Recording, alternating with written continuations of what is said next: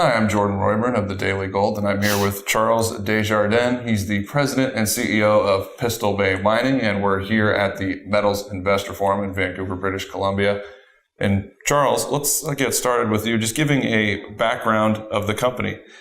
So the company is basically focused in Confederation Lake Greenstone Belt. It's a VMS belt.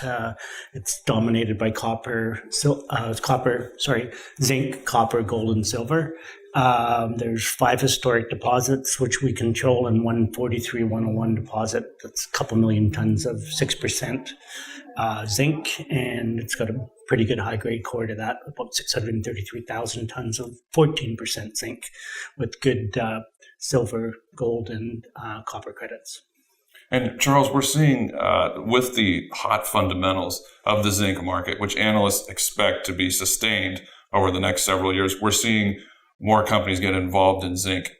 How does Pistol Bay differentiate from these other companies? Well, the Confederation Lake Greenstone Belt is interesting because it also has it has excellent copper fundamentals. So even though zinc finances the company, I believe that it's prudent to have the multi-metalled situation. So you're not dependent on just zinc, and traditionally zinc is not a long cycle.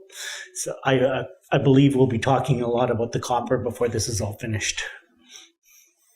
And I know that you guys have a deal with Rio Tinto that appears on the surface would be significant. Tell us about that deal. So this is a property that we've had since 2006. It was originally optioned by a company called Rough Rider.